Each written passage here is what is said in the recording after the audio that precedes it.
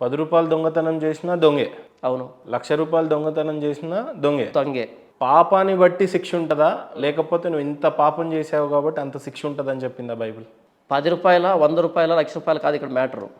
దొంగతనం చేసే నేచర్ మనలో ఉంది, దాన్ని పాపం అని చెప్పేది బైబిల్. సార్ నేనేమంటా, మీరు ఒక రకంగా బతుకుతారు, నేను ఒక రకంగా బతుకుతాను. అవును, నేను బతికినన్ని రోజులు నేను అతి ఎక్కువగా పాపాలు చేయొచ్చు, నాకంటే ఎక్కువగా మీరు చేయొచ్చు. అవును, కానీ అక్కడ జడ్జిమెంట్ డే అనేది ఒకటి ఉంటుంది అనేది రాసిపెట్టారు. అవును, ఉంది. ఆ జడ్జిమెంట్ డేలో మీకు పురుగు ఆరదు, ఇది సావదు, ఇది అంతా రాసిపెట్టుంది. అవును, కానీ ఎంత తప్పు చేస్తే అంతే శిక్ష అని రాసిపడిందా?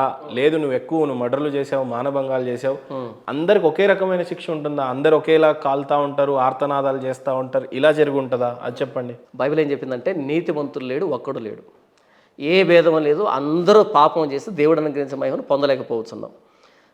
మంచివాడు అనేవాడు లేడు. నేను దొంగతనం చేయలేదు కాబట్టి నేను మంచివాడిని కాదు, నాకు అవకాశం రాలేదు కాబట్టి నేను చేయలే. అవకాశం వచ్చి చేస్తాను, ఎందుకంటే నేచర్ ఉంది అది నాకు. ఎందుకంటే నీతిమంతుడు లేడు, ఒక్కడు లేదు. కాబట్టి ఇక్కడ దొంగతనం చేశాడా చేయలేదా, తప్పు చేశాడా లేదా, ఎంత తప్పు చేశాడు అన్నది ఆ ప్రశ్న ఇక్కడ. By born we're sinners.